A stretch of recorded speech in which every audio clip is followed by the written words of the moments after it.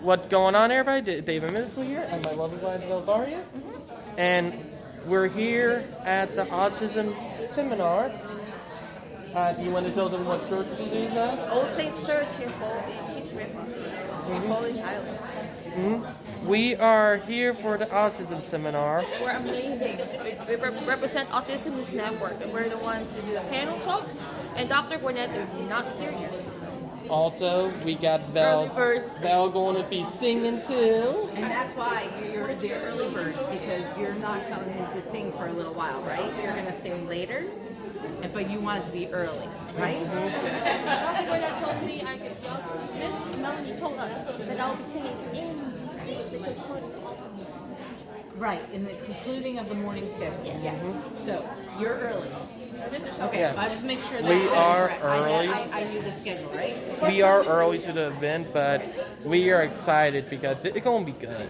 So yeah, but for the autism seminar, which surprise, surprise, we're doing that at church.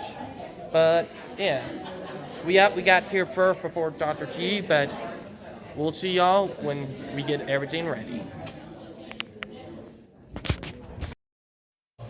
All right. All right, can you all hear me good? Outfit. All right, I'm gonna She come this went way. real quick to change. Direct your attention to the But, PowerPoint yeah. as well. All right, so like Doug said, my name is Cameron White. I own Little Expressions Therapy. We offer speech and occupational therapy we provide services for children birth to 21. Most of our practice focuses on in-home or in-school or in daycares, basically wherever families need us. And then we do have a clinic location as well. And so, as like Deb was saying, about 18 months ago it was just me, serving about 30 or 40 kids. Now we have about 15 full-time providers, and we're serving about 250 to 300 kids a week, both in Horry and Georgetown County. My practice is based on what we're going to be talking about today, this idea of total communication. And I'm just curious, anyone ever heard of this before? Total communication? Heard it from a therapist or? Alright, they did get done with some of the speakers. We're doing a snack break. But I did not record most of them. I only recorded a couple of minutes of that speaker because there's some stuff that I don't agree with some of them. But also, it would have took a lot of video space. Yeah, and I'm trying to save on time too, so yeah.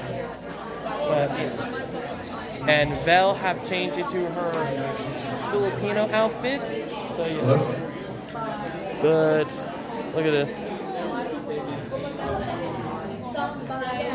Girl band for Impact, where I met them twice.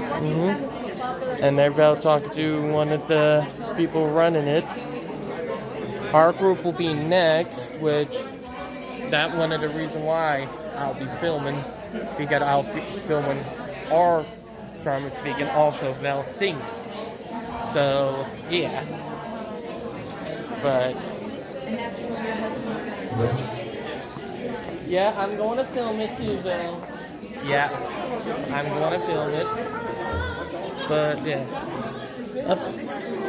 she's singing. But yeah, but they got snacks, stuff. Not a lot of them, but a good amount. But yeah, but we'll see y'all when we get ready for our speaking. So yeah.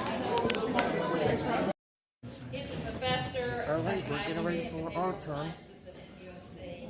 And he's also the director of Project Rex. I don't know if many of you know about Project Rex, but I know you'll touch on that. But it's definitely what has brought a lot of autism. Eventually became Autism Youth Network out of that. A lot of the people that are here today are going to talk to you about that. But Project Rex works with a lot of adolescents and younger adults where there is a great need. And Dr. Gwinnett and his team have been amazing at that. And he joined MUSC in 2006 after training in child, adolescent, and adult psychiatry at Cedar Sinai Medical Center So he's been in our part of the coast here for a long time, and Dr. Gwinnett has actually, how many seminars There we go. have you Better? taught?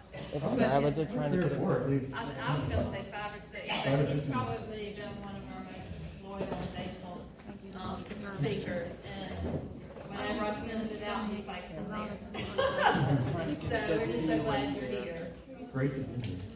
Thank you, Thanks, Don. Dawn. Yeah, it's really exciting to be here. Thank you to Melanie and the team. And I'm so glad we're back from COVID officially, because it was a sad time, not being here every April. So yeah, I'm going to do a talk about hot topics in autism, which is going to be a series of short sections, just about areas that I get a lot of questions about. And so we will run through that slide deck, which might be about 35-40 minutes. And then we're going to pivot to do something completely different, and we'll be featuring some adults with autism from the Autism News Network. Do you guys want to wave hello? Yeah, we're going to hear from, in order, Vel, David, Melissa, Magnus, Scott, and there's one other person I forgot. Who did I forget? Christina. Oh, it's Drama Queen. Drama Queen. Dairy Queen. So we'll hear from all of them. And what we wanted them to talk about, I think they're probably going to, we want to have them talk about their lives, their journey with autism. They do participate in a program in USC called the Autism News Network, but I keep trying to coach them up and say, it's not about the program as much as about you guys. Because they're not used to talking about their own lives and themselves and their success stories that they're creating. So we're going to encourage them to talk about their viewpoint and their journey. So I'm a little bit of an introduction to what I feel is like the real stars. So hot topics in autism. James, if we can go ahead and click once. Those are my disclosures. I work at USC, and I've been a speaker at the American Academy of Child Analysis and Psychiatry, and I get some research funding from the Silence Foundation. Next slide. Okay, so today we'll talk about what the evidence says about why autism prevalence is rising, and then we'll talk about some complementary medicines, including cannabinoids or cannabis, which we're hearing more and more about. And then we'll talk some about technology and how that's being used to diagnose autism. Okay, next slide. Great. So this is probably the most common question I get from anyone, either in medicine or not, which is autism really rising, or are we just finding it better? So the answer to that is a little bit of both. If we go to the next slide, the evidence is pretty clear that the prevalence, or the known presence of autism has risen a lot, dramatically over the last 2 decades. And if we hit click one more time, and I apologize, my slide's going to shift a little bit. Oh, go back one more. Yeah. So it's now about 2.3% of all children at age 8 in the United States, which is really high. So if you think about the prevalence of things like schizophrenia, bipolar disorder, and things that we think of common, devastating psychiatric conditions, autism's prevalence is actually really high, especially in males. And that trend has been undeniable. So if we go to the next slide, there's a couple key distinctions. And one is that there's like classic autism, which is something that was described in the 40s, and I think we would lean more towards like nonverbal autism. There's a terminology coming out very recently called profound autism. So that presentation is not increasing. There seems to be a pretty steady number of individuals who have profound or classic autism. Where we're seeing a big rise in prevalence is people who are more verbal. When we look at the broader spectrum, there's more and more numbers. So there's a few general different reasons why that could happen. I mean, part of it could be that the criteria was just expanded, and therefore there's more people. Another reason could be that we're seeing it more. There's been huge progress in awareness of autism. Like I saw James has an amazing shirt today. You want to show me your shirt, James, if you haven't seen it? Yeah. And it's awesome. So like a shirt like that, yeah. These types of things we see every day. Choose kindness, all this awareness has made it that people are getting diagnosed earlier, which is really, really important. But that all traces back to awareness. The other thing is that there could be a push by some clinicians to say, hey, I'm going to put my thumb on the scale because if I say they have autism, they can get more services. So that could be leading to the increased prevalence. And then, or just plain old overdiagnosis, like people can, if you look at anybody out here, put like autism goggles on, you can say, okay, I see autistic traits in a lot of people out here. If I went to Silicon Valley, the office of Facebook or Google, maybe I see a ton of it, right? But do they all have autism or not? So there's a lot of debate and a lot more study that needs to be done. Okay, next slide. So a couple of things that we can take to the bank is there's definitely a huge genetic contribution. So when you look at why someone has autism, it's a multifactorial thing.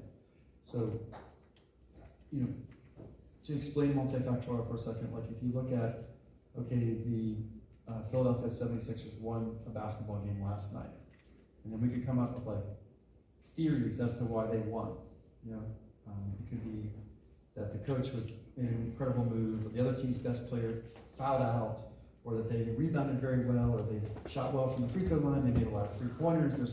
There's all these reasons, but do we really know why they won? Is there one reason? No, it was all of those. And maybe the other team missed a big shot at the buzzer, I don't know. But there's a lot of multifactorial reasons why you have a certain outcome. So with autism, it's the same. I would say it's way more complicated than a basketball game. There's hundreds of factors that go in, but genetics is a huge piece. So it's probably about 70 to 80% genetic at least, maybe more. And we're discovering new genes all the time. Has anyone in here heard of the SPARK study? Yeah, participated in that? Yeah. So that's the largest trial in autism ever, and they're gathering DNA into a research community to try to discover genes that might be associated with autism, especially rare ones, because this study has gathered 200,000 individuals, and that can help you find the rare genes, such as it's only in 12 people in the United States. Well, we would have never found that unless we had a sample size that big. So as that study is ongoing, we're going to discover more and more genes. And there's about 70 genes now that are known to definitively be associated or possibly cause autism. So when you step out of genetics and go into other factors, you see up there that parental age is, as it goes higher, there's more likelihood that the parents will have a child with autism. So if we go back, like, let's say 100 years and think about, does anyone here know someone who grew up in a small town and got married when they were very young? Yeah. Sometimes it's embarrassing to think about or talk about it, but like back in the early 1900s, you didn't know if you were going to pass away from tuberculosis or what, and people got married when they were 14, 15, 16, and they were having kids a lot younger. And then it kind of stabilized when people were having kids early 20s. I disclose here, my mom had me when she was 23, right? That was normal. I was born in the 70s. It was not unusual at all. Now 23 would be, I think, young or old? Young. Yeah. Women and men are pushing parenthood out to 33, you have your first kid, right? That's 10 years. That's almost 50% older than it was in the 60s and 70s. And really, that's 50 years ago. That's like not that long. So that happened overnight.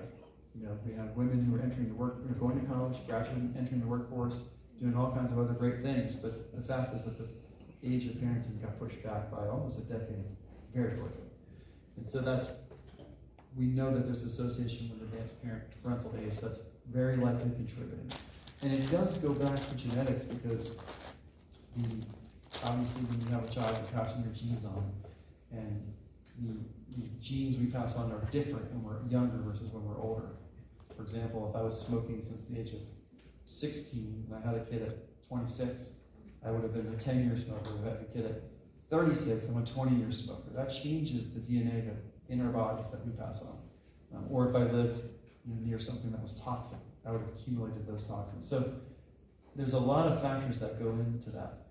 We know that birth complications, like whether it's preterm labor or infections or like a cord around the neck, a lot of bleeding afterwards, if there was a high bilirubin, if there was twins and one twin was taking blood flow from the other, on and on. There's a lot of birth complications and pregnancy-related factors.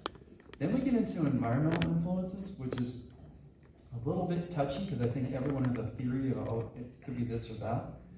And we're going to talk about vaccines later, but environmental influences means everything that's not in your body, not your genes, not something medically you have. Like it wasn't caused by my mom because she had diabetes when she was pregnant with me.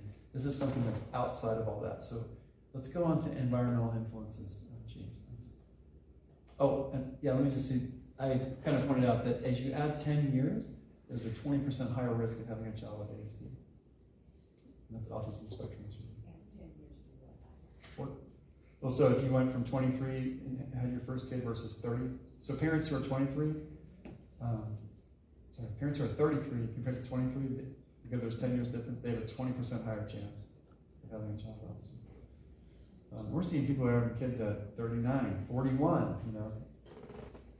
Not to say that's the only thing, or that's the smoking gun. There's no smoking gun. It's just you're kind of adding risk on to all the other things that might be risk. Okay, let's go to the next slide. All right, so environmental air pollution. I've got question marks next to all 5 bullet points because they're not bankable causes of autism. They're not ready for prime time. But I think the first 2 are really starting to accumulate significant evidence in the literature. So when we look at air pollution and the amount of, they call it particulate matter, so that's little bits of pollution that are in the air supply, there does seem to be a growing concern that could be raising the risk of autism. And again, not causing it, but people who are exposed to more pollution tend to have more autism. That's what, and I would say within the next couple of years, I could probably remove that question mark. And then pesticides and the food supply is right behind it. So you think about our lifespans have lengthened so long, and part of that's because we have food that's not contaminated, and we have things like pesticides, we have antibiotics if we want to recover from certain illnesses, but the cost of pesticides is that many, many years later, we're seeing that. Like, do the pesticides stay in the food if you wash it off? Is it in the water supply? And so forth. So that's something to be concerned about. Interestingly, there's a couple big studies out of China, and I kind of like, those are interesting studies because they can, in China, the way the civilization is set up, they can go in and say, hey, we're going to put every kindergartner in this county in this study.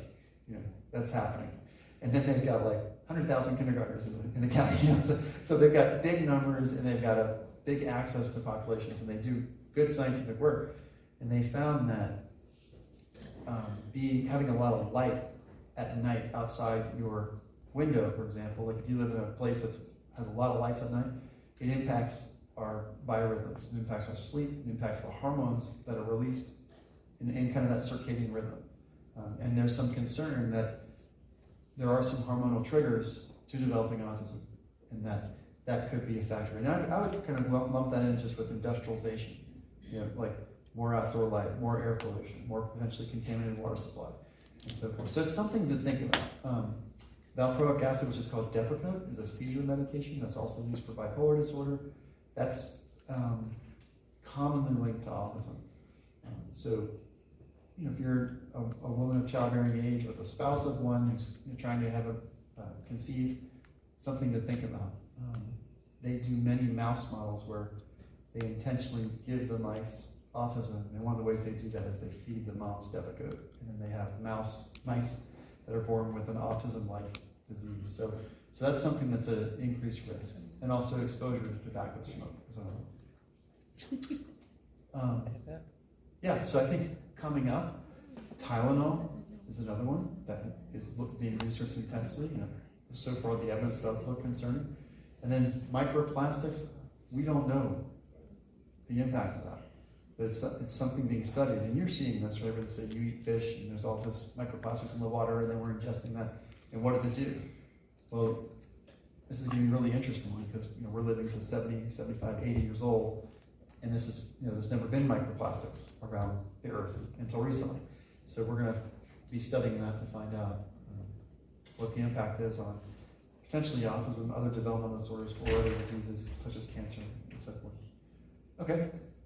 All right, so that's why is autism more common. And then I think it pivots nicely to the balance between males and females in prevalence. And I did a whole talk here a few years back on just gender and autism because it's a real big deal that males are 3 to 4 times more likely to be diagnosed with autism than females. That's the key. Be diagnosed with autism. Yeah, because ladies can hide under the radar. Girls, women, they have, I'll back it up. There's also been a lack of inclusion in the science process. So when autism was identified back in the 40s, do we think it was identified in males or females? Okay, and then do you think it was in Asians, Caucasians, African Americans, Latino? Yeah, Caucasian boys that were male. Caucasian males, and so now we get 70 years down the road and we haven't included, we're now starting to include a broader sample of people that represent who actually lives here. And we're trying to find out, is the prevalence really 3 to 4 to 1, or is it just we grew up targeting boys and finding and identifying it through boys, but maybe there's a female pattern or phenotype that we need to be more aware of, and that it might actually be 1 to 1. I think the literature right now is probably getting closer to 3 to 1 versus 4 to 1. But there are ways, this is fine. There are ways that we believe, why would females be less likely to have autism or less likely to be diagnosed? So one would be like a gender-related biological reason, such as, is it protective to be female? Is testosterone a risk? Is estrogen a protectant?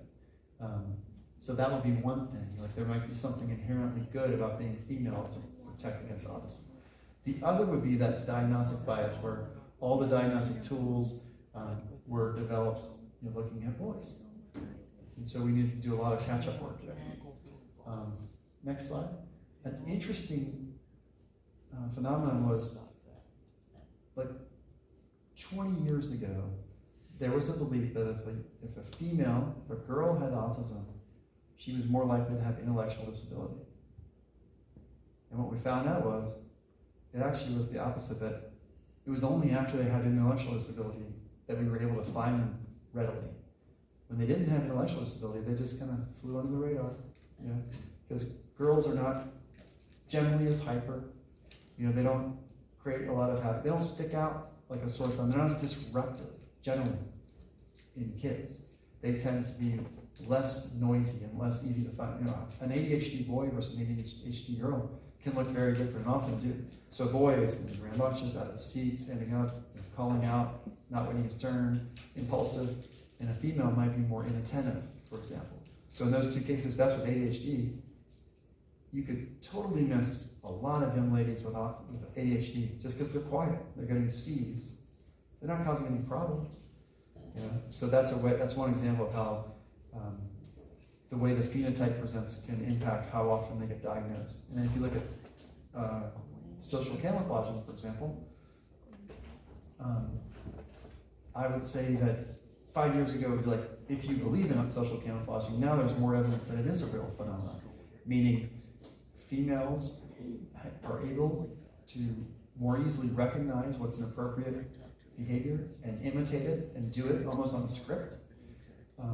Females generally tend to be more verbal than males. So if you look at the number of words spoken a day by a female versus male, females are significantly higher. So they possibly have more reserves, they're more verbal. So if they have a hit to their social communication, they're getting knocked down from where a boy is. From here, they're still higher. Even if they're 20% worse off, they're still better. So with a male who's less verbal, with the impact of autism, they'll show up more. The other thing is at baseline, females tend to be more empathic. So if you scrape your knee and you're at the park, do you run to your mom or your dad? Because your dad's going to say, brush it off. What do they say? Spit on it or something? Rub some dirt on it. Get back out there. And then the mom's going to give a hug and give a kiss. So that's a kind of stereotype, but generally females are more empathic. And we know that with autism, part of the deficit in the condition is not being empathic, socially. Seeming like they're aloof. So females may be able to mask their symptoms a little better, which would I mean, they're not going to tap you on the shoulder and say, hey, I have autism, you know? So if they can mask it successfully, they probably will. But that doesn't mean they don't have it. So we have to dig very carefully. And I'm thinking back to a case that I regret years later. I didn't dig hard enough, and I'm still thinking that they have it, and I probably won't see that patient anymore. But she was a female, like 20 years old, with some eating disorder symptoms, which were very like concrete, like counting calories and rigidity, and I just missed it. I think. And thinking back, I think she has autism, but she faked me out because she was so good at talking and eye contact, and she convinced me that she didn't have it. So that's a real example. Okay, next. Okay, so this is, I think, machine learning. Okay, this is definitely going to be a huge part of how we diagnose autism, because I don't think the world is satisfied. Like if you have a doctor who's in, like, let's say my specialty, or some, a psychiatrist or developmental pediatrician, like, it's not good enough to just get their opinion anymore. People want like a concrete answer. They want something from a computer. It's like yes or no, not like you think so. So that's kind of the way the world's going. I still believe that there's a huge opportunity for the art of medicine, but when you look at big data, it's kind of hard to beat big data. And I'll give you an example. So does anyone know what an actuary is? Like, okay, do you want to tell the group what an actuary does? No? Okay. My understanding is that an actuary creates tables of how likely it is, let's say, that I'm going to live to be 60 and 65 and 70, 75, 80, 95, all the way through. And they'll put little percentages, and they just need a few numbers. They're like, okay, we have his zip code, we know his height, weight, maybe gender, maybe race, if I'm a smoker, and my blood pressure, something like that. And then they can take those numbers, and it's kind of scary because you're like, wow, I have a 98% chance not to live past 90, and I have a 80% chance to get to 80, and that's just me. What they do is they not only stack, the way they got that calculation is they stack lots and lots and lots and lots of people, in the United States, and they start saying, okay, unless this guy beats all the odds, he's going to have a 90% chance to live this long. And then they use those data tables to issue a life insurance policy, for example. Or if you have a teenager who's going to drive, they'll say, okay, we know that they drive, we know they're 16, we know they get good grades, and maybe we know that they got an underage drinking charge. Okay, we'll plug that in the computer, and this is the rate on their insurance based on the likelihood they're going to have a serious accident. So those actuaries are using big data. And it used to be like tables in a chart, and now it's, as you guys know with the computers, it's just, these computers are so powerful that you can crank, like 1 billion people in there, and they can say, we know these 1,000 people have autism, and that these other people don't. And then they put one more in and say, which person is this one like, the 1,000 or the other 1,000? And the computer will say, yeah, the 1,000 that have autism. And they start perfecting where that line is. And now they're using computers to look at things like they can draw a hair sample, they can look at an image of the brain or the connections in the brain, and they can say, unless we're missing something, this is where the line is. I'm going to have a video later, just a very, very brief one, talking about the risk scores based on blood draws. It's not predetermined, but it is kind of hard to beat the big data sometimes. So I think this is going to be a contributor to the diagnosis in the future. I think overall it's going to be a help. If you could do a heel stick on a baby and know, that would be helpful, because we know the early interventions are better. So, but it's also kind of scary because, it's like a computer telling you who you are in some ways, which we don't want that. Okay, enough on that. Just wanted to point out that there is an FDA-approved diagnostic software system that uses big data. It's called Cognoa, and it uses a parent report questionnaire that goes out on a mobile app, and then you send it back, and then you get some home videos of your kid, and you send that in, and then they do another questionnaire, and based on all the thousands and thousands of children, they're getting pretty good at saying, hey, you send us just a few things, and we can tell you pretty confidently that that's likely to be autism. It's not the be-all and end-all. And the FDA approval carries a lot of weight and says, okay, this is legit, but again, it's not the be-all and end-all. It's just a tool. But they're using big data for that as well. Okay, next slide. So when we look at, I mentioned this a lot, sometimes they can look at eye contact, in infants, for example, where you shake something, and they should look at that, or they see a face, and they should look at that. If they see a face and something shaking like that, they should look at the face first, but a lot of times kids in infants, they might prefer to look at the bell or something like that. So they say, well, what kids with autism, do they tend to look at faces or bells more? And they start to generate equations, and they're trying to find autism earlier. Also, brain waves and EEG they're looking at. So I think I touched on all this. Let's go to the next slide. Okay, so autism and vaccines. So this one is, from a scientific standpoint, it's pretty cut and dry that autism is not caused by vaccines. I think the second half of that is that there's definitely parents or people or family members who really believe that, and that's fine.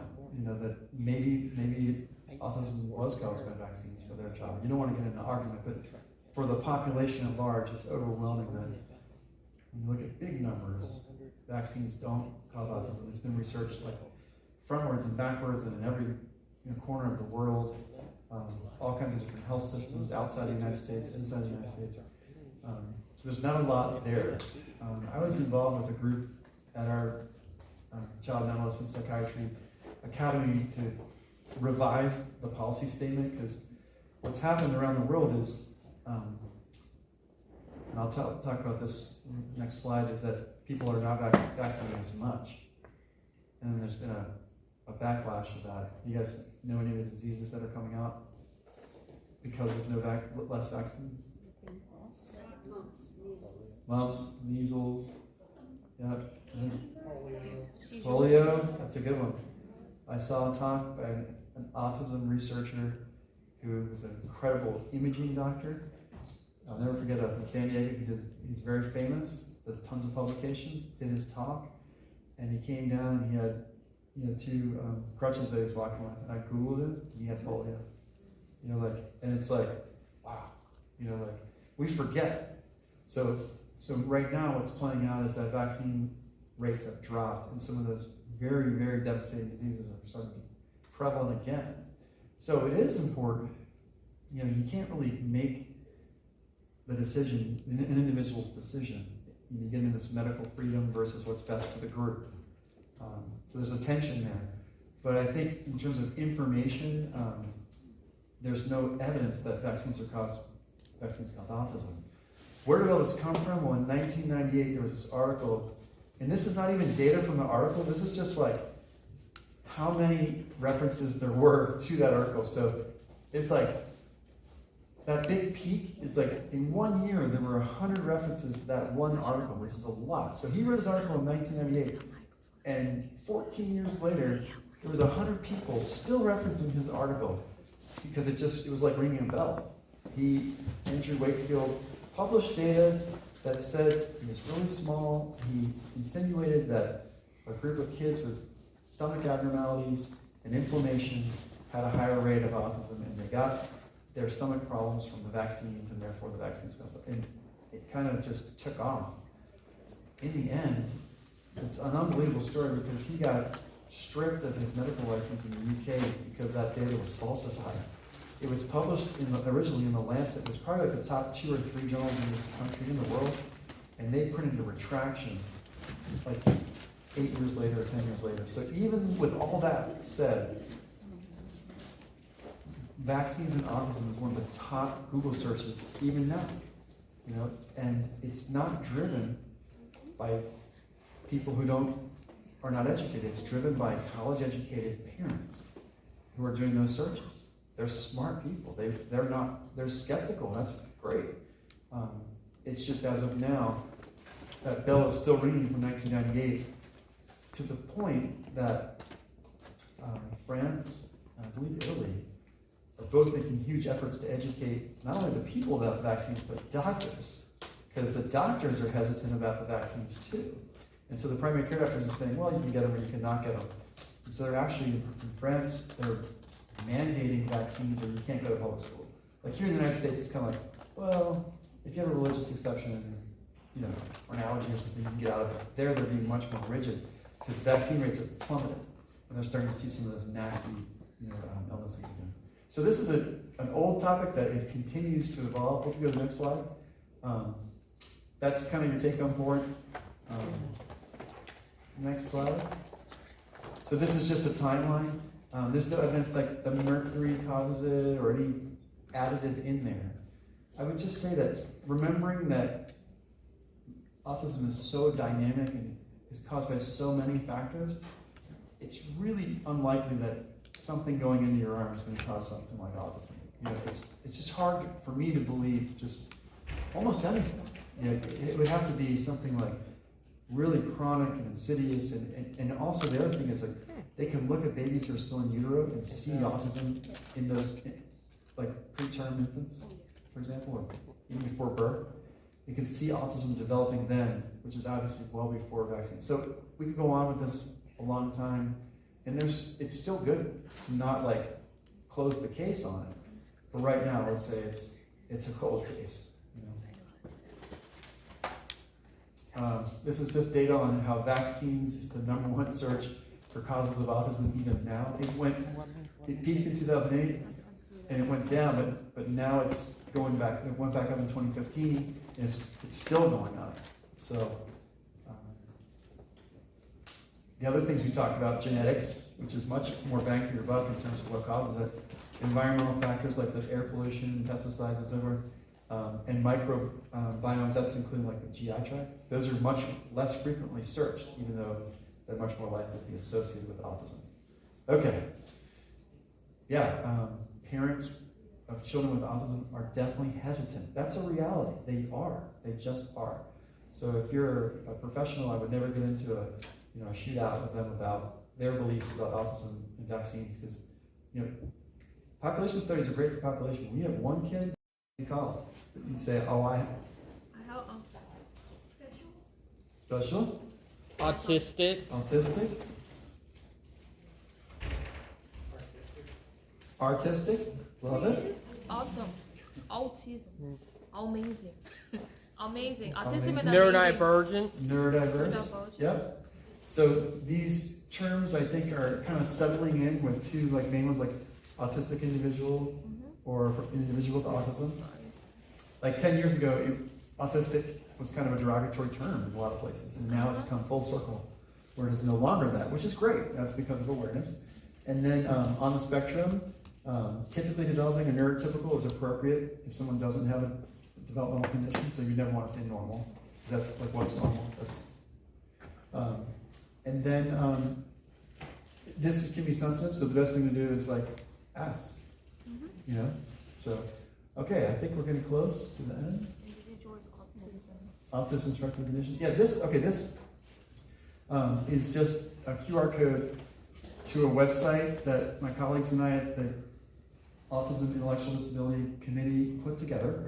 And there are all kinds of free resources, including books that we recommend, articles, TV shows, movies. There are 9 video lectures up there this is all free. No, you don't have to be a member, you have to sign up. The lectures, there's one on like diagnosis, one on behavioral therapies, one on medications, one on IEPs, and they're all delivered by psychiatrists like me who are specialized in child adolescent psychiatry, autism, and neurodevelopmental conditions. So definitely get that. If you can't get the QR to work, you can just Google ASD ID resources, and it'll be first hit. And we have been cultivating those resources over the years, and we're constantly adding to it. Our policy statements are up there about vaccines and autism, as well as cannabis. There's a guide to how to use telemedicine, which is different in individuals with autism, and so forth. So I highly recommend that. And I think that's the last one. James, do you have anything? Yeah, that's it. Dr. Gwinnett, Yes. I'm going to put together the rest of the resources and send it out in a mass email sometime next week. Can I get a copy of that? Yeah. And put it in the resources? Yep, I have a little graphic and I'll send it to you. Thank you. All right, so You're now. enough of my yakking. And we're going to use, I think, the walk around mic. And we're going to pivot now to a Q&A with members of the Autism News Network. And Melanie, should I use the mic that you have? Yes. Okay. And so this will be a unique opportunity because we're going to hear it right from individuals who are living with autism and hear about their journey. Sorry, guys. And that's, to me, that's where the goal is. Also, everybody, I just found out the limit on how much I can record, 33 minutes. Stop there, G. It's 30 minutes. 33 minutes. You got a new record. 33 minutes. Yes, Doc. 33 minutes of lecture. Okay, so I think I'm off. So does anyone want to talk first? No, you want to, or do you want How many minutes? Just kidding. Well, Dr. Burnett is. Let's bring David and Bella. So, Oh, yeah. we can speak loud. Yeah. Hi, you guys hear us? Here, I'll give him the mic. Alright. So, apologize for technical difficulties, but it happens every day. I'll give you this. So I'll tell you what, let me like, can you hear me okay? Yeah.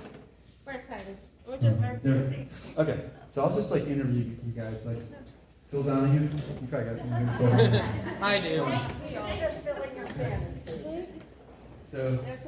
So this is David, Zadar, Hey. and this is, who is this with you? I'm Val. And Val, do you guys want to tell me the big reveal of who you guys are as a couple? Me and Val are both married autistic couple, and we've been married for almost 3 years. November 22nd will be our 3-year anniversary coming up. Witness. Star witness. Tell guys. them the story about how you guys got together.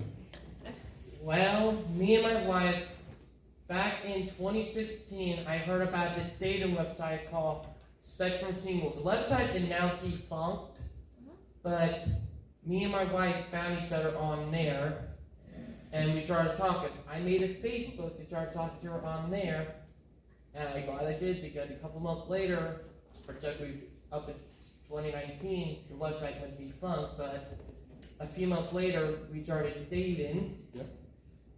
In 2017, and then around 2020, I proposed to her, and a couple months later, we got married. Yeah. And so tell them where you're from originally, though. Hello. I'm not from here. I'm from the Philippines. It is the other side of the world. Alright? So, before things happen, like this big moment happened, this is a big reveal, really. I'm gonna reveal big, really. That we are in a long distance relationship. We are in our own world sometimes. Let's face it, we admit that. You were in a long distance relationship, now you guys live. Yeah. And we started talking around 2016 on Thanksgiving, last week of November. And I was at the time doing my gap year in college. And I came back to, fast forward, I came back to college in January 2018. I'm on a second scholarship at that time, and David knows that. And let me admit on how I came, I feel the pressure relationship. It was very shy. One question. Can you guys talk about, because I want to make sure everybody has a chance, can you talk about what are the unique challenges to being married to a person with autism when you have autism? Not everybody in the autism spectrum would get in this stage of marriage and relationship. And marriage and relationship amongst autistics are so little to nothing. Because one, it is about the differences, which me and David have to go through.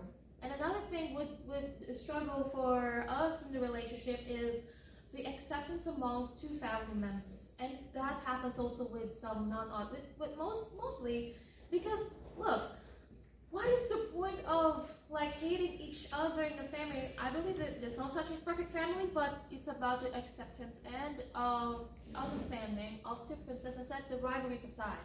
Yeah, because in any family, it's hard with the in-laws, you know. And then you came to a new country, and then you're meeting your family, your new family, and you're away from your family, right, in the Philippines? Yeah. How hard is that? At first years of my stay here in the US, it was very hard because I left everything behind I've been working hard for. I almost got into the auditions for a singing competition. I almost finished my college degree, but COVID in 2020 is not so okay for everybody. So It's made traveling it hard. made traveling hard as well. So I want to spend my family one last time, but I said I'm just gonna stay here and be with David. Like, we do not know when this COVID ends, right? So Right. Yeah. And you're going to sing for us right before lunch? yeah. Okay. First and foremost, Dr. G is our star witness of our marriage.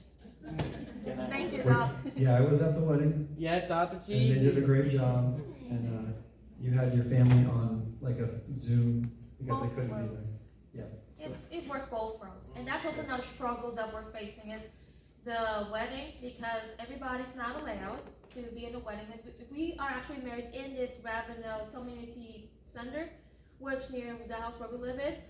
And like, I don't mind about the big wedding. I'm not after that. Yeah. We are after the you know, how we still stick together. Yeah, that's the thing. That's sticking true. together.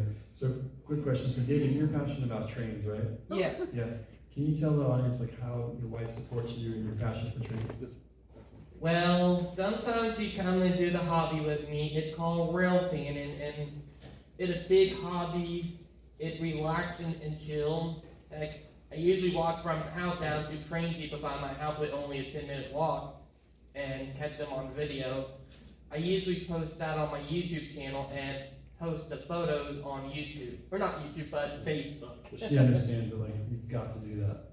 But that's just something that's part of you. I actually got her into the hobby too. Am I right, Mel? Yep. All right, thanks guys. Not that one. So we'll just walk around. It's probably just easy for me to keep walking. But yeah, so this is Melissa. Hi. And, you traveled from very, very, very far away to get here, right? Yes, I do. I was joking. Well, I actually grew up in New Jersey. Oh, right. I was there for like 18 to 20 years, and since March 2020, I've been living here, so it's been like 3 years. Cool. So yeah, you're right. You have traveled far away, and then yeah, she told me you live around the corner. Oh. That was my joke, but yeah. So you live. So now you live close by.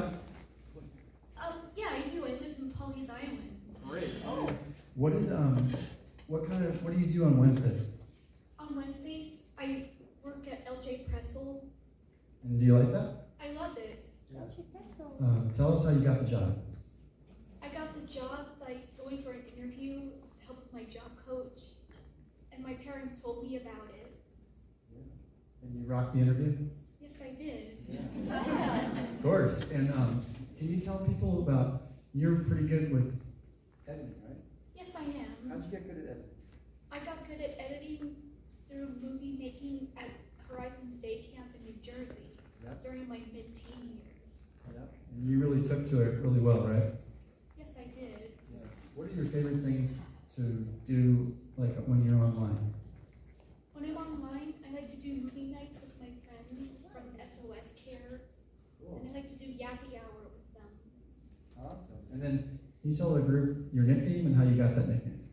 My nickname is Broadway Girl 918, and I got that nickname for my love for Broadway. Cool. And some of your favorite Broadway productions? Yeah, The Lion King, Wizard of Oz, Wicked, Phantom of the Opera, Little Shop, King Kong. You name it, they're all really good. Yeah. Absolutely. And you were featured at a Coastal Carolina program. Do you guys know the Curious Incident of the Dog in the Nighttime?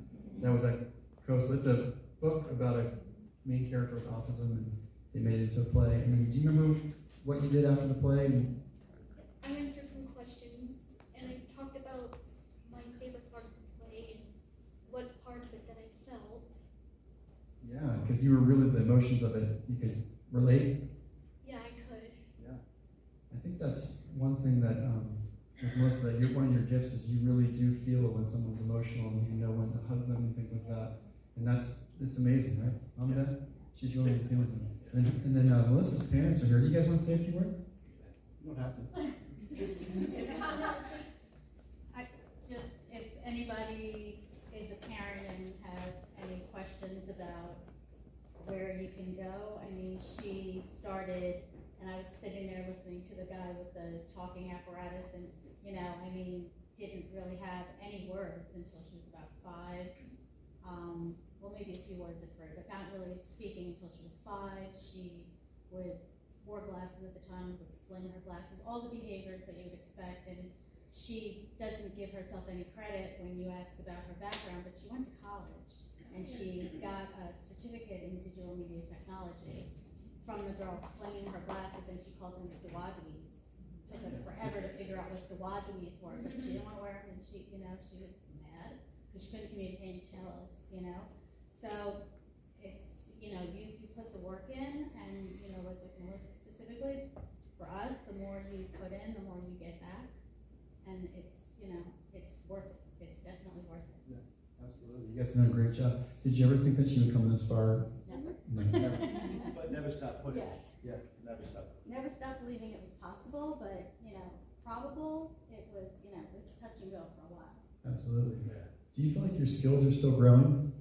Yes, I do. And you've done a number of interviews on the A&N, right?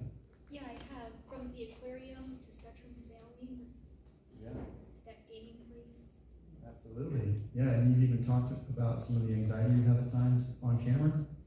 Well, I have, actually. Yeah, what gives you the courage to do that? When I think about how I moved on from my childhood to adulthood, Yeah. like when I think about the times I got my wisdom teeth pulled, and my my honest opinion on driving. Yeah. Anxiety provoking, right? Yeah. Okay, so I'm gonna, one last question, and then we'll move on, but if somebody said to you like, because you can do all these things, I have hope that I could maybe do them someday too, does that make you happy to think about that? Yes, it does, because I believe that anyone and everyone can be anything and everything. Yeah. Okay. Alright, so we're going to move on to a guy that they call the Godfather. He's the Godfather of the Autism News Network, and this is his second or third time to speak. Third? Nice. This is his third time speaking. How about it? Howdy, glad to be back. Glad that we're done with that nonsense that went on in the world. I'm not going to mention it. I actually had a lot going on during going away. I went and talked with Dr. Gwinnett, and he got me a referral. We went and seen a GI specialist, and I ended up with stomach surgery, and I'm now 250 pounds down and living a much happier life.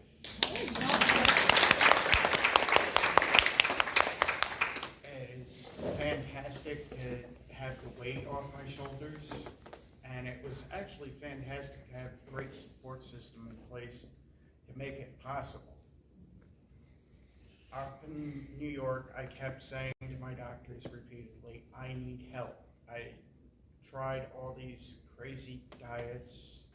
We tried calorie counting apps. We tried notebooks. God, I can't even think of all the methods we tried. And finally, we get down here, and I just finally said it in session one day, and he's like, well, let's get you to the GI specialist. What are you waiting for? What do you mean, what am I waiting for? So, life has improved there. It went downhill recently a little bit, but I think we're going to make it through this. Recently, I got diagnosed with 2 types of arthritis, so that's why I'm staying seated right now. Neck constantly is killing me, back, knees. Probably a lot of that is due to being overweight. I know there are many other autistics out there that fight the weight talk to your doctor, talk to your psychiatrist. It does not hurt. It is only gonna help. Sorry. So I'm gonna put you on the spot and ask a question. Go for Why it. did they call you the Godfather? I still have not figured that out. One of us, that Scott was there from the very beginning, along with Christina, and when we started the Autism News Network. And then he leads through quiet strength. He's not going to say a lot all the time, but he's just always there. And he's like just A sponge. a rock or a sponge that we can count on. He's very steady. He's emotionally, he's calm and doesn't react a lot. And in the end, that's why they call him the Godfather. And once in a while he'll say something, and we say that's why they call him the Godfather, because it just like smooths everything out. So we're very grateful for all your leadership. And Mom, it's good to see you. Are you proud of him? I'm extremely proud of him. He's doing much better with his new diagnosis of arthritis than his father and I are at the moment, but that's Scott. He took 24 hours, he fell apart, and now he's dealing with it. So that's the way Scott deals with everything. But I have to once again say thank you to Dr. Gwinnett, because prior to coming to South Carolina, Scott had little or no support system. And we came down here and we found this wonderful, caring network, good friends, people who understood him. And he has friends that come to the house now. It's a big new thing for us. He never had friends before. Magnus has been up overnight. Stina's come. Dolores. He has a friendship network that is behind him, and it really is a big help. Getting a network of people that understand what your child's going through is very, very important. We have been blessed with family that was always supportive of Scott, but this is the first that we found people outside our family that really, really support us. And I have been very ill for the past year, and the support has really been appreciated. Yeah. Little side note, my mom had a spinal surgery last year, and it kind of went sideways. We tried a wound vac on her poor back, and that ended up becoming a nightmare. We ended up having to do what's called wet to dry dressing.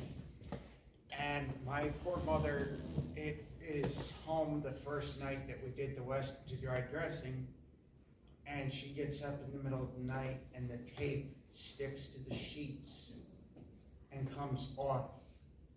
So of course, me going, what the heck do I do? You're like the I have to caretaker. interject. This is the child that when I watched Dr. Cole on Discovery TV, the veterinarian, he'd say, whoops, time for me to leave the room, and he would go. And I had to call him in the middle of the night because my husband is very crippled and not able to do much.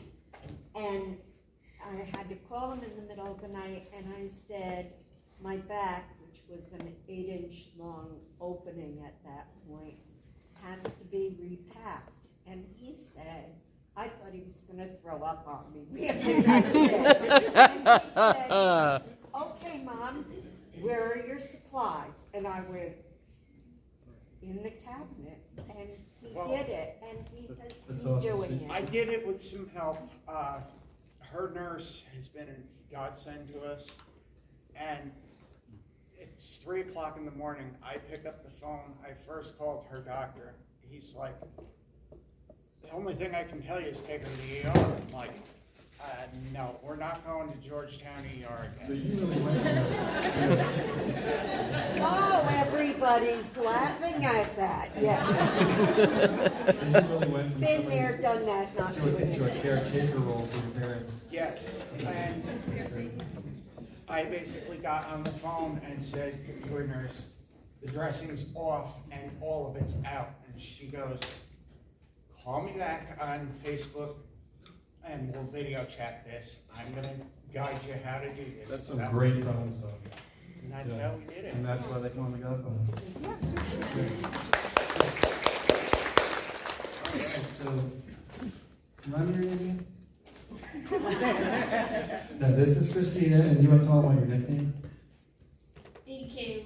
DQ. And what does DQ stand for? Drama queen. Drama Queen, that's right. So, you might have seen her on WCBD Charleston Channel 2, Fox 24, Fox 24 again. She's also featured on our website, theautismnewsnetwork.com. She puts out our monthly newsletters. How is it that you stay so productive with all these appearances on TV? With ANN? Yeah, like how do you squeeze it all into your busy schedule? I mean, is it difficult to be a celebrity? It can be, but overall I do enjoy it, because I'm very passionate about the A&Ns. So I've been there over 4 years, right? Yep. And I'm going to go ahead and tell people a little bit about my story. Good. So when I first started this program over 4 years ago, before I started the program, I wouldn't hardly talk to anyone. I wouldn't go up to a stranger and talk. I had a hard time making friends. It's still very hard for me to make friends and keep friends. But over the years of being a part of ANN has definitely changed my life for the better. So go back a little bit, when I first started, I wouldn't probably go into the room. I wouldn't go in there without my mom. I would just drop down. I got so much anxiety built up that I didn't want to be there. But now, if you look at it to this day, then it's something that has gave me a purpose in life. It has actually gave me life knowing that I can do something. So, I pretty much anything that needs help with A&N, I'm there. Whether it's video, whether it's editing, any posting, any of that. If nobody else is doing it, I might give it to me. Because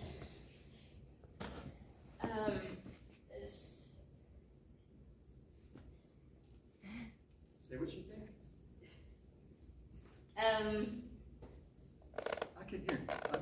I can say a few things. It might not be exactly what you were going to say, but sometimes I think you give a lot of credit to the program. And I'm going to turn that right back around on you and give credit to you because of your hard work, your determination. You have a very kind heart. You're always thinking of other people, if it's their birthday or if it's Christmas, and you bring in treats or Easter treats. So you poured a lot into the program, and I think that's the impact you're making. And yeah, you're benefiting, but it's because you're such a hard worker. And of course, do you want to give me a shout out to the lady sitting across the table from you?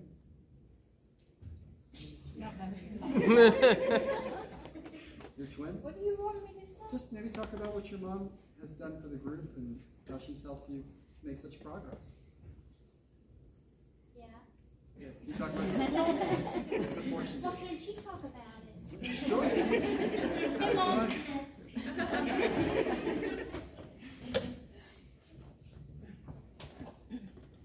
It's nothing like being put on the spot. I am Dolores, I'm Christina's mom. When she was born, we knew that something was wrong at that time, but we wouldn't let anyone know. Our own family didn't know. And I come from a family, I was the last of 13 children. And lots of nieces and nephews and stuff, and nobody knew. Because I didn't want her to be treated different. So when I first put her in school for language, for speech, they put her in a class, a disabled class. Well, it didn't work because the behavior that the other kids was doing, she'd come home doing it. So we didn't need any of that extra things like hitting or just bumbling or something like that. So I made him put her in a regular grade, which she still had difficulty making friends and stuff. She didn't speak at first. She would reach for stuff and point and just say, ah, ah, ah, ah, ah. So I would give her what she wanted, but with a reason. I would say what it was. I said, do you want this? And I'd say the name.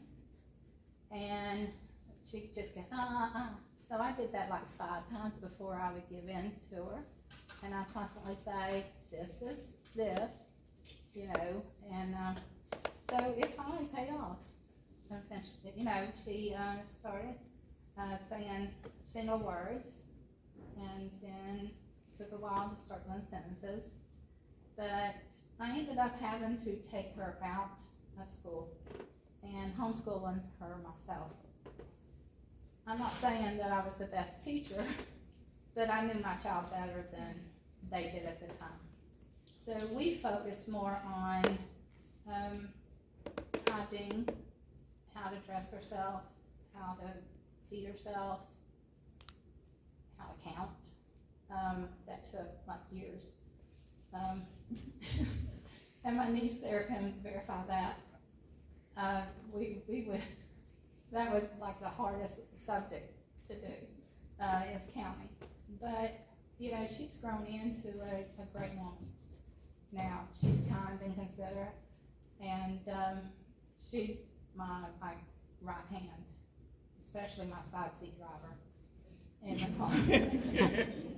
She tells me when I'm going too fast, or if cars are slowing down in front of me, or if I need to stop. And so she found a video that I laugh at where the person says, well, if it wasn't for my wife, I would get lost. Because she tells me if I'm just going home, that I need to turn here. What would I do without her?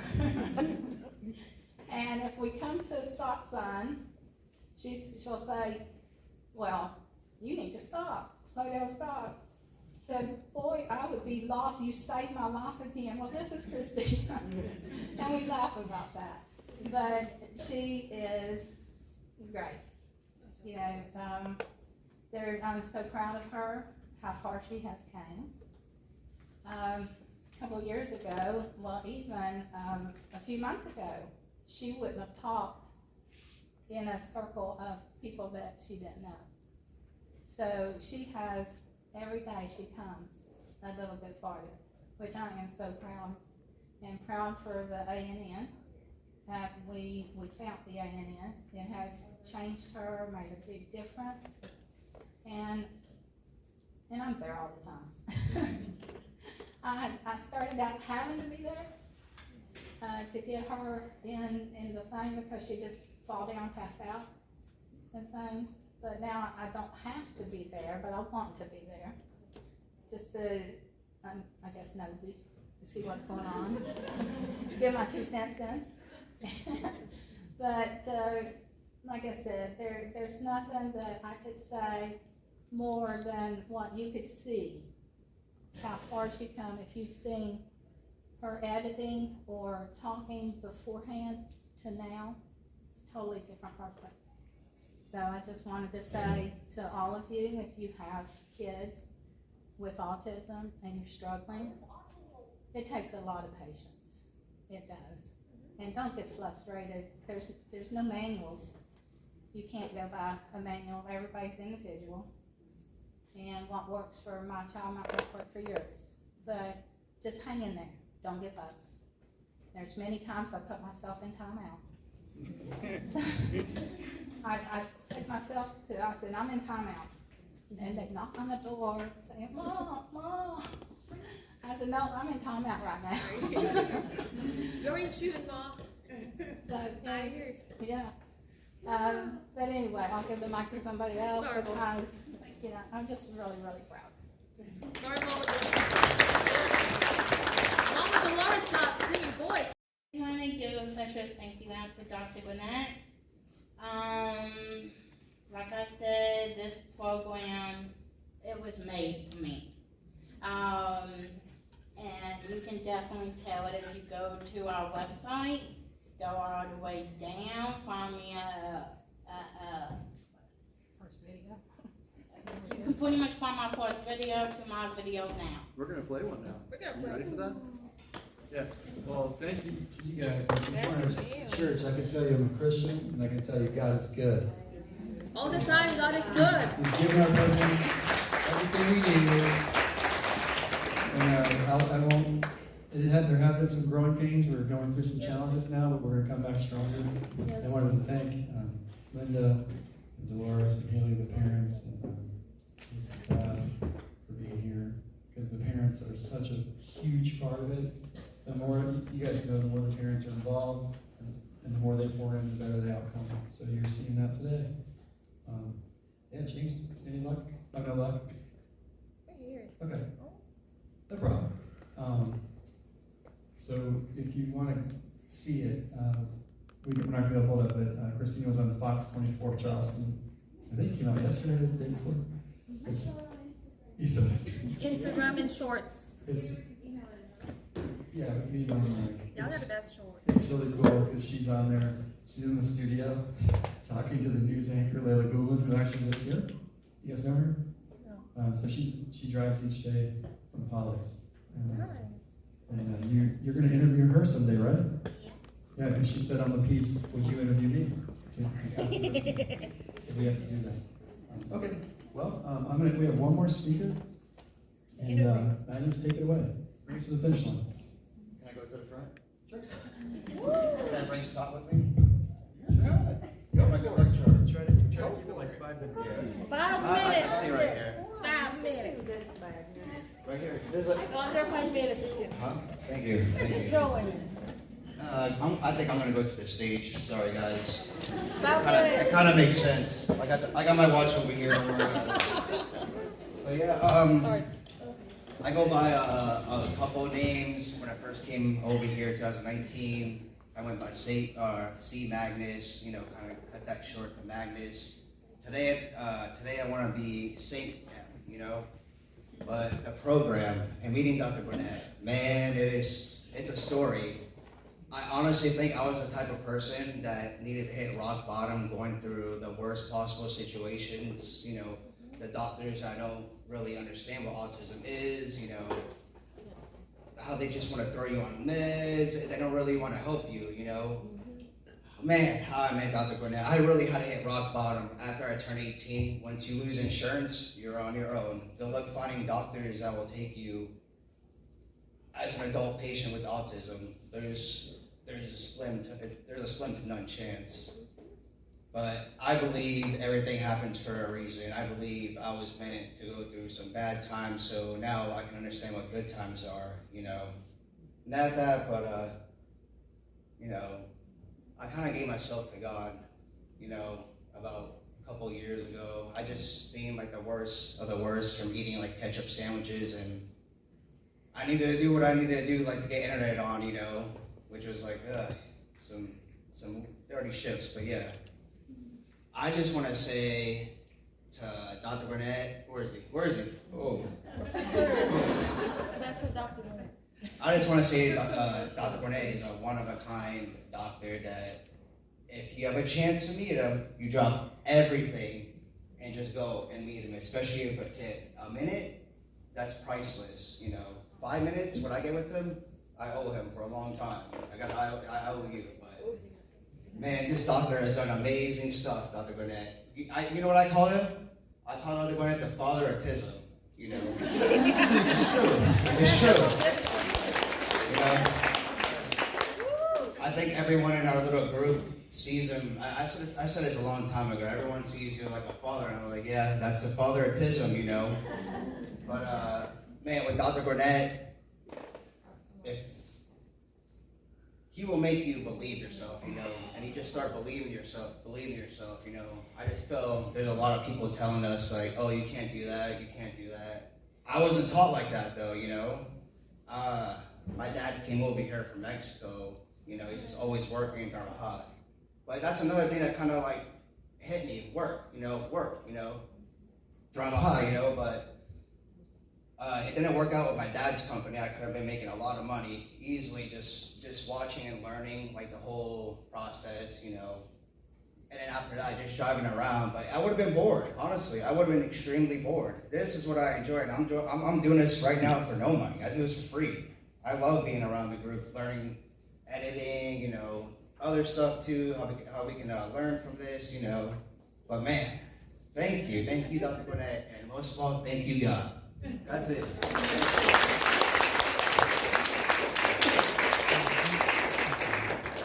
Well, yeah, that's all really kind. All I'm doing is just kind of facilitating, trying to get these guys to not give up on themselves, and because they've heard that a lot. They've been excluded and bullied and teased and dealt with anxiety and depression and panic attacks and, you know, everything under the sun. But then you just see like the great qualities that they have to build on. And I think after you've had a hard time for a while, you forget, you know, your own talents. Thank you. That's fun. So great job, guys. All right, anything else, Melanie? Okay. Oh yeah, you ready? Yes, sir. You got this, Mel.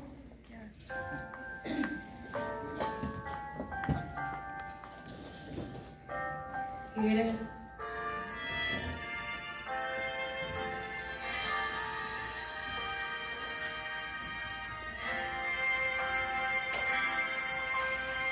Walking alone in a life full of storm, looking for the answers for the questions of my own. Living in a crazy life, I don't know what is good or right. Hoping for the time I see the light. Until the day, on your special way, you've shown to me the meaning of my life that I have wasted. You have set my spirit free, forgiving all my iniquity. You're the reason now that I can see. Lord, you are my light, you are my God. You raised me up when I was down. You cleansed me with your love. My life I offer it to you. My song that I will sing for you. Proclaiming you're my God, I worship you.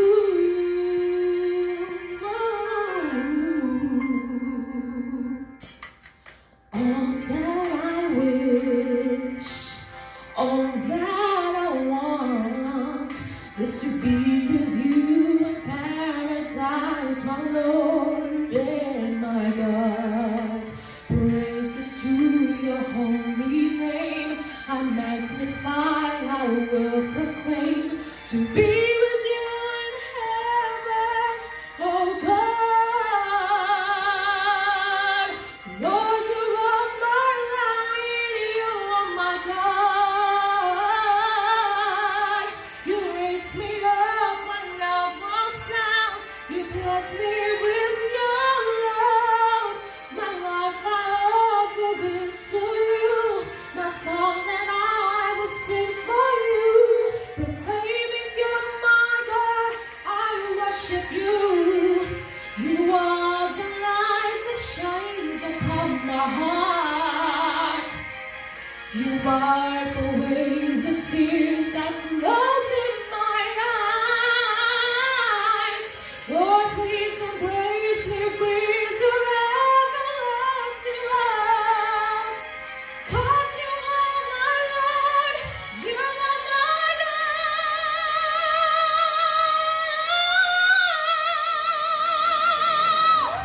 Lord, you are my light, you are my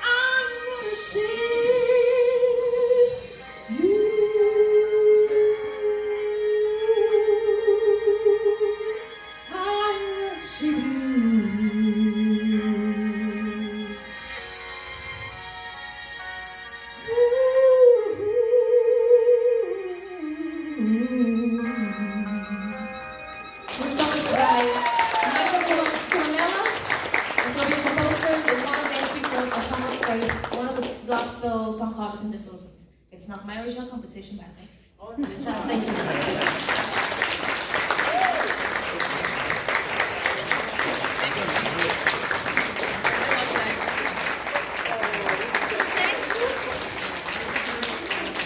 Well done, Val. Well done. Oh gosh.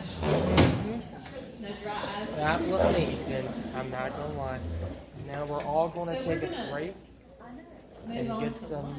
food And now. then That maybe we we'll lunch. start with. But we'll get the last few stuff done and then we'll call it a Might day. move these tables out so we can get But yeah, both sides. I am running short on film, so There's there's coffee a still, little and there are ditty. drinks. We can But go I ahead am and read running those short, over so here. we're gonna get some food and then we're gonna get some stuff. Hey guys. You, You did a video with a standing ovation earlier. Jeez. I did, Bill. No, you didn't. I wasn't paying attention. I did. Where? On here. Why you did a video with the standing ovation thing? What, from earlier? The end, earlier. From A&M? I did. No, where is it? But yeah, it's still recording. Look, where's one with the standing ovation that they're clapping for me? It on here. Just do it. Just play it. Just play it. Alright, turns out I forgot what a standing ovation means, so I kind of forgot to turn around and tell everybody clapping, so that a oof. I did not even realize what it meant, and I completely forgot, so No, our part we're over with. We can talk about what you said earlier. Talk about when it's doing this thing. yeah, but how do you feel about doing that, Belle? It was surprising. I'm not gonna lie, that was amazing. But yeah. But Val, it's amazing. We are going to get something to eat now, and we're going to say a bit. I'm not going to record that much because I am running out of storage. Oh, hey guys, you want a photo real quick? Yeah, can we?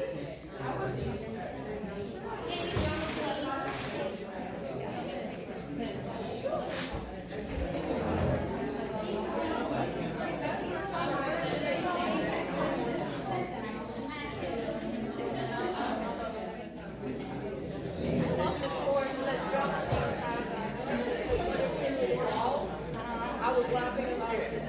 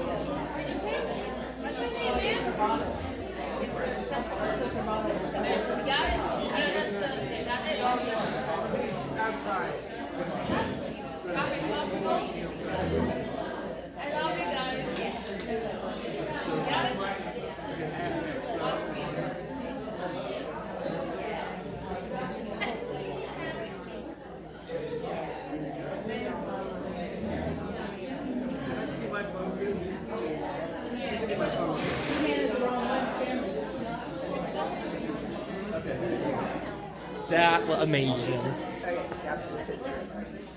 But yeah. Now we are actually going to go eat. Probably going to get probably 10. Oh, one more photo.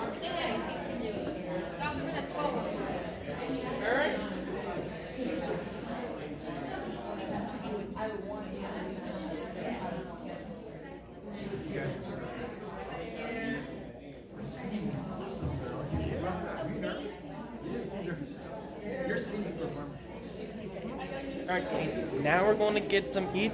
I'm probably going to get 10 minutes, probably maybe 20 minutes more footage. But I hope y'all enjoyed that. We're going to go eat now.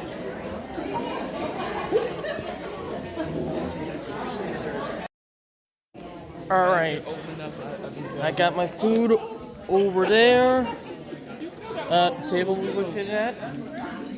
And Vel is right here talking.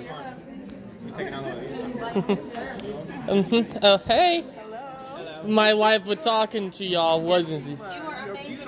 Y'all, we appreciate your hard work. Y'all's hard work. We appreciate y'all's hard work, really. But yeah, look at this. Have you ever watched Parenthood? Ooh, thank you. Have you ever watched Parenthood? The whole thing? Yes. They got some on their thing. Yeah. But Val, did you enjoy it? Oh, you want one? But we're having a good time. Plus, I did clear up them old videos and stuff that I'm not going to be using. So yeah, clearing a little bit out. But I'm so far going to about maybe Velvet touch me. That little goofball. But I'm going to do a little bit more, maybe another 10 to 15 minutes of footage of the seminar, and then after that we'll get that done, and then I'll do the outro. But yeah, had a good day so far, and they'll have a blast. Yeah, we'll see you when we get the last video. My name is Joe Covey. I'm a case manager with the Arc of South Carolina. At some point, feel free to come back here and grab some free stuff, especially this brochure if you have time, because it includes a lot of good information. Really quickly, I don't even need to promote the Arc of South Carolina. I just want to promote case management as a whole. I know there's a lot of parents in here. If you do have a person, children, sister, brother, whoever with a disability, I would encourage getting connected with case management as soon as possible. This system is super complex. There's a lot of moving parts in order to get services and resources that you and your family are going to need. So I would recommend getting case management. Doesn't have to be with the ARC, could be with anybody. A little bit about the ARC though, we are a national organization, but this specific chapter is the state chapter. And we primarily focus on case management. If you have any questions on how to become eligible with the Department of Disabilities and Special Needs and how to get case management, take my card, send me an email, call me, whatever, and I can kind of walk you through the steps. It's kind of multifaceted. Definitely coincides with wanting to get Medicaid for your loved one. Sometimes even if they're over 18, getting Social Security at the same time. The one not so great thing in South Carolina, which is why I try to encourage families to do this as soon as possible, is the waiting lists for the South Carolina Medicaid waivers are extremely long, unfortunately. We're talking like nowadays, 10 years. I know that's kind of a staggering number. Please, if you have you know somebody, or if you are related to somebody, if you work with someone who you know has a disability or knows someone with a disability, encourage them to get eligible like now, because they're going to be waiting on a wait list for services for quite some time. There are other avenues where we can connect people to services and things that they need without having to wait on that very long wait list, but those options are slim. They're kind of few and far between. Like I said, get on those wait lists, get case management, have somebody help you with this. I know a lot of proud family members have been used to doing all this by themselves for many years.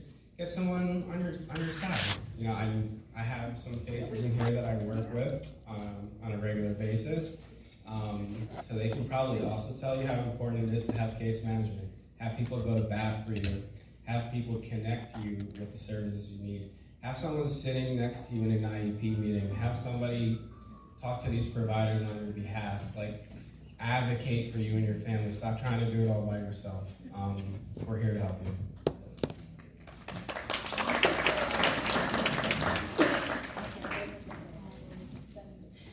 All right, and just to let you know that we do have a table that has some handouts from Young Talkers, which Nicole will be speaking in just a little bit.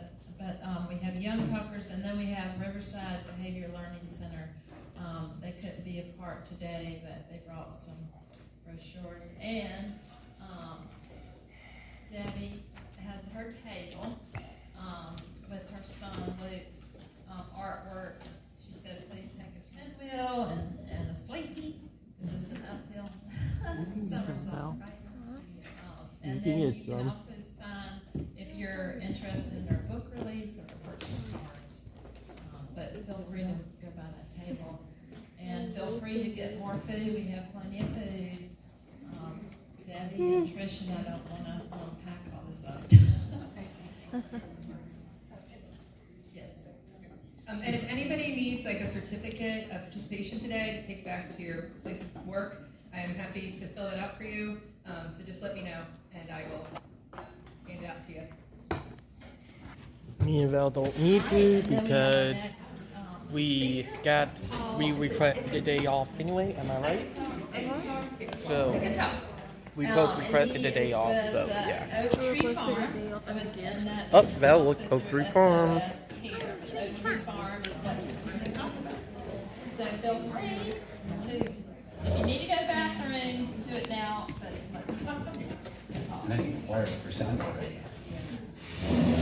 Hey everyone, how are you today? My name is Paul Ikatar. I'm the program manager of Oak Tree Farm. Oak Tree Farm is a low-income housing development in Conway. Currently we have room for 5 people, and that will be expanding in January and February by another 72 people with autism, intellectual disabilities, and developmental disabilities. So I'm here to kind of give a quick synopsis of SOS Care, our organization, Oak Tree Farm and that initiative in particular, and also answering questions and connect with anyone that's interested in talking a bit more about that. Next, please. So SOS Care is a nonprofit that was started in the late 80s by Dr. Bill Davis. Dr. Davis saw a need within the Myrtle Beach and Grand Strand communities for a lot of emergent care that was underserved. So some of that was emergency nursing care, doctor's care, dental care, HIV and AIDS prevention. He started a number of charities behind that, and SOS Care eventually spun out of SOS Healthcare as an initiative of that. Our programs currently involve early intervention, ABA therapy. We do social skills work across the ages, from young adults, young children, through people in their 50s and 60s. We have respite groups. We have summer and career camp. We do pre-employment transitional services. We have employment services across Horry and I think a little bit of Georgetown County. We have recreation, fitness, independent living skills training, both on Zoom and in person. And we have, we recently launched a mental health initiative, so we have 2, soon to be 3 to 4 mental health counselors available for people that are looking to live independently. Overall, we've served 1,800 people in 2022, and we're looking to break that number by probably another 500 this year. As far as statistics go, I think a lot of people are familiar with a lot of these same statistics. They increase and they're all staggering. There is a focus on autism in general, but 7.37 million adults were diagnosed with intellectual and developmental disabilities across the US. 6.14 million of those have no residential services. So that's 80% of people with an intellectual or developmental disability have no residential services available to them. We have, in a 2011 study, that 19% of adults through 20 to 25 with autism who received special ed services have never ever lived independently. So these are people who are at that kind of familiar first move out from their family date, and there's no plan in place. What we'll get to talk about a little bit more is these people are aging as are their adults, and there's still no plan in place as their parents age in home. The University of Minnesota Institute on Community Integration found that 23,000 long-term supports and services recipients in our state with intellectual or developmental disabilities shows the majority living at home still.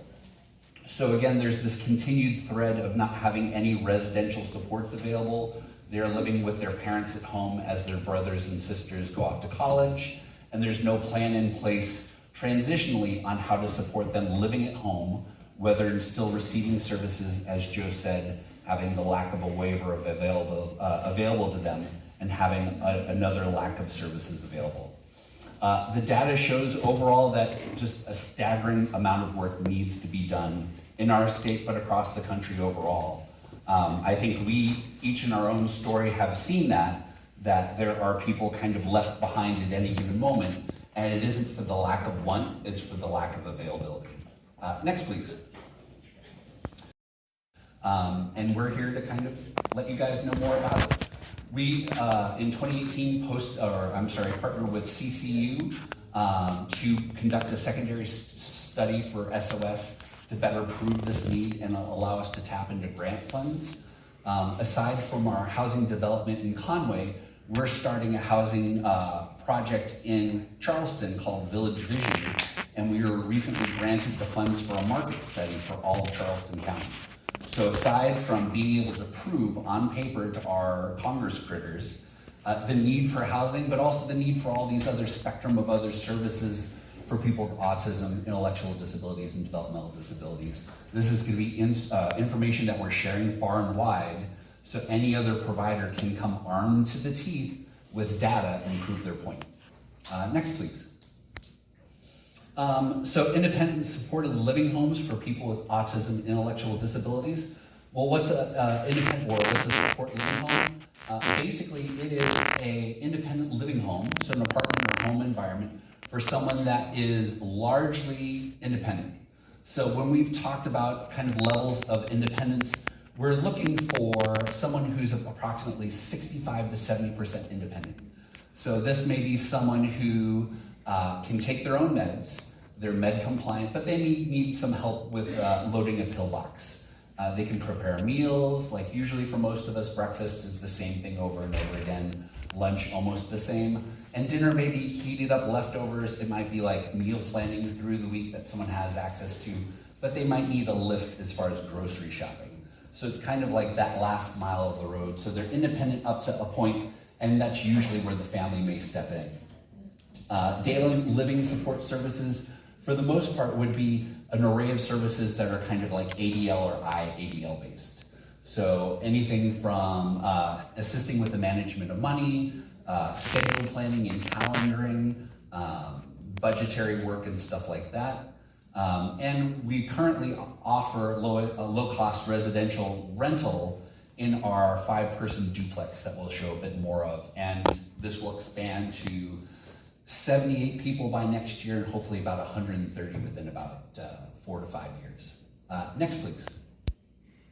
So the development of Oak Tree was, again, first pitched as a neighborhood. We knew that the first step was forming a home to have some of our residents placed there, and it's a duplex. So it's 2-bedroom unit on one side and a 3-bedroom on the other. It's been in place now for 5 years. I'm sorry, not 5 years, 2 years. So the 5 gentlemen that live there now have been there for 2 years, and initially, about 3 to 4 months out, they were promised to have the rest of the services, the rest of the infrastructure and support there.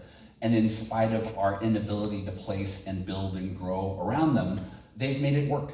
So they've shown themselves to be really self-reliant, really independent, and still enthusiastic about the opportunity to kind of live by their own means with support from their families and then support from our staff visiting on a weekly or bi-weekly basis. Next, please. So this is the plot of land that we own. This is kind of around the corner from Conway High School, if you're familiar with 501. So there is the Pepsi distributor at the intersection with the Taco Bell. If you made a right at the intersection and you turn down Medland Parkway, we're approximately like a 5-second drive down the road. Up to last year, it had been a single home with a parking lot and an expanse of weeds. But now we have our first of 3 apartment buildings built. It is framed, walls are up, roof shingled. We'll show pictures later. But the rest of the development, the other phases will be supportive living homes and supported living homes. So what might be traditional residential care, 4 to 5 people with direct care staff involved to provide meal planning and preparation, med administration, transportation, and those needs. That will be some time out. But this is what we have in place right now. Next, please. And this was our groundbreaking last year. So prior to this, it had been, again, as you see in back, just a large field. And this was in, I believe, August. And we had originally aimed to be fully built by this June or July. Due to the pandemic, the expensive building costs, and also a couple of delays in having to ask for additional funds, there was about a 7-8 month delay, but we are back in full speed. Next, please. So phase 1, the infrastructure, of course, was getting the neighborhood ready. We had to have sewage drains, we had to dredge, we had to level. Our first house is the duplex. So it's the 3 beds on one side, 2 on the other. One of the things that we found as a need was, rather than have almost kind of like a communal dorm environment with, say, like sharing bathrooms and sharing space, we wanted to make sure that this allowed for everyone's independent structure. So every bedroom has its own private bath, every bedroom is lockable, every bedroom has its own kind of like small wet bar space, almost like you'd see in a hotel. So it has a dorm fridge, a small cold water tap, so it's enough to set up a microwave and be able to get a drink in the middle of the night. But also, if you don't want to have to negotiate with your roommate for, who stole my pizza, who stole my leftovers, you're able to save this in your own room. All the bedrooms are lockable, so if someone goes home for the weekend, they don't have to worry about like their Nintendo Switch being left behind or any other possessions. It's designed for everyone to be kind of mobile and independent and plan around that. So our total phase 1 includes both the purchase of the land and the first house. So that became the first number. Next, please.